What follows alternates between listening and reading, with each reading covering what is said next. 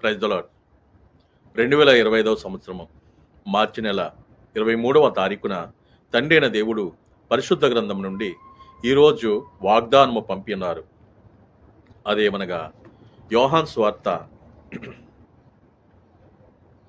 1వ అధ్యాయము 4వ వచనంలో ఇలా వ్రాయబడి ఉంది. ఆయనలో జీవముండెను, ఆ జీవము మనుషులకు వెలుగై ఉండెను. అవును, యథార్థమైన జీవితం క్రీస్తులో గుప్తమయ్యున్నది. ప్రభువైన యేసుక్రీస్తు వారి జీవితం భూమిపై వెలుగునిచ్చింది. దేవుని వాక్యం సత్యం, సర్వ మానవాళిని నిత్యంలోనికి నడిపిస్తుంది. మనమందరము సర్వ సత్యములోనికి నడిపించబడాలి. అంటే ప్రభువైన యేసుక్రీస్తుని వెంబడించాలి. యోహాను సువార్త 14వ అధ్యాయము 6వ వచనంలో ఇలా వ్రాయబడి ఉంది. నేనే మార్గమును, సత్యమును, జీవమును, నా ద్వారానే తప్ప ఎవడను తండ్రి యొద్దకు చేరరు అని మనము నిత్య జీవంలోనికి ప్రవేశించడానికి ప్రభువైన యేసుక్రీస్తుని వెంబడించాలి. వెలుగు వైపు సాగిపోదాం. అట్టి కృపలో దేవుడు మనల్ని నడిపించునుగాక. ఆమెన్. ప్రార్థన. భూమిని ఆకాశమును సృజించిన సర్వశక్తి గల తండ్రి అన్న దేవాతి దేవ, మీకే వందనములు. దినదినదము మమ్మలను ఆరోగ్యవంతులుగా దీవిస్తున్నందుకు, మరొక నూతన దినమును ఇస్తున్నందుకు మీకు వందనాలు తండ్రి. ఈ దినమంతయు ఎంతమంది అయితే మీ సన్నిధిలో ఆరాధన ద్వారా మిమ్మల్ని స్మరిస్తున్నారో, పూజిస్తున్నారో వారందరికీ క్షేమమును, ఆరోగ్యమును, వారి కుటుంబంలో ఆశీర్వాదమును దయచేయండి తండ్రి. ఎంతమంది అయితే ఈ రోజున తల్లి గర్భము నుండి ఈ లోకానికి వస్తున్నారో వారికి మంచి ఆరోగ్యమును, జ్ఞానమును, తెలివిని దయచేయండి. వారి తల్లిదండ్రులకు జ్ఞానమునిచ్చి వారిని నా మార్గములో నడిపించడానికి వారికి జ్ఞానమునివ్వండి. అలాగే ఎంతోమంది బిడ్డలు ఈరోజు పుట్టినరోజు జరుపుకుంటున్నారు. వారికి నూతన దయా కిరీటమును వారికి ఇచ్చి, వారికి జ్ఞానమునిచ్చి, ఆశీర్వాదం ఇచ్చి, వారు బ్రతుకుచున్న దినములన్నీ కృపాక్షేమములు వారు వెంట వెళ్ళడానికి, ఉండడానికి మీ కాపుదలను వారికి ఇవ్వండి. అలాగే ఎంతోమంది బిడ్డలు నూతన గృహం కట్టుకోవాలని ఆశపడుచున్నారు. నూతన గృహంలోనికి ఈరోజు వెళుచున్నారు.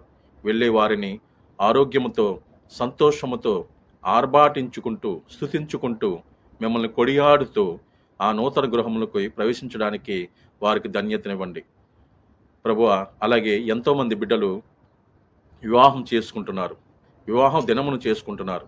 వారికి సమాధానమును, శాంతి సమాధానమును వారికి దయచేయండి. ఆరోగ్యమునివ్వండి. కలిసిమెలిసి జీవించడానికి జ్ఞానమునివ్వండి. ఎటువంటి గొడవలు పడకుండా తోడుగా ఉండండి ప్రభువా. ఎంతోమంది బిడ్డలు ప్రయాసాలు పడుచు అనేక దేశాలకు, అనేక మార్గాలకు వెళ్ళి, ప్రాంతాలకు వెళ్ళి పని చేసుకుంటున్నారు. వారి కష్టార్జితమును దీవించండి, ఫలింప చేయండి. మీ యొక్క మార్గంలో వారు నడవడానికి వారికి జ్ఞానమునివ్వండి.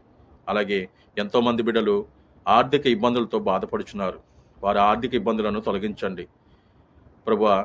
యజమానులతో సమాధానం లేక, తిండి లేక, నిద్ర లేక, అలసటితో ఎంతోమంది బాధపడుచున్నారు. నా సోదరులు, నా సోదరీమణులు అందరూ వేదనతో నిండి ఉన్నారు. వారికి శాంతి సమాధానం దయచేసి, వారి యజమానులతో సమాధానం ఉండడానికి, వారి యజమానులు వారిని ప్రేమించడానికి, చక్కగా చూసుకునడానికి అటువంటి జ్ఞానమును వారికి దయచేయండి. అలాగే ఎంతోమంది బిడ్డలు అనారోగ్యములతో బాధపడుచు హాస్పిటల్లో జాయిన్ అవుతున్నారు. స్తోమత లేని వారు ఇంటి దగ్గరే బాధపడుచున్నారు. నాయన, వారిని ఆదుకోండి, వారిని రక్షించండి, కాపాడండి. వారికి ఎటువంటి ప్రమాదము, ప్రాణ నష్టం లేకుండా వారిని దీవించి, వర్ధిల్లింప చేసి, ఆరోగ్యమైన వారికి శక్తినిచ్చి వారిని నడిపించండి. మీ మార్గములో మిమ్మల్ని తెలుసుకుని మీ కొరకు జీవించడానికి అటువంటి జ్ఞానమును దయచేయండి ప్రభువా. ఈ లోకంలో నా సోదరులు, నా సోదరీమణులు ఎక్కడైతే ఉన్నారో వారందరినీ ప్రేమతో కాపాడండి. మా సంఘాలను, మా సంఘస్థులను, మా సంఘ కాపులను దీవించండి, వర్ధిల్లింప చేయండి. వారు మాకు మీ మార్గాన్ని తెలియజేస్తున్నారు. వారికి ఆరోగ్యమునివ్వండి, మంచినివ్వండి తండ్రి. అలాగే ప్రతి ఒక్క బిడ్డని, ఎంతోమంది బిడ్డలు కూడా మిమ్మల్ని స్మరిస్తున్నారు, పూజిస్తున్నారు. మీకు ఎలా ప్రార్థన చేయాలో వారికి తెలియటం లేదు. తండ్రి, వారికి ప్రార్థన నేర్పించండి.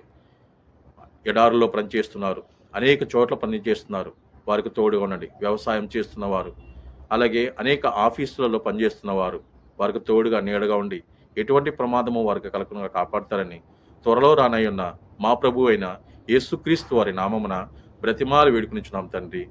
ఆమేన్. అందరికీ మరొకసారి వందనములు తెలియజేస్తున్నాను. ఈ వాక్యమును అనేక మందికి పంపించండి.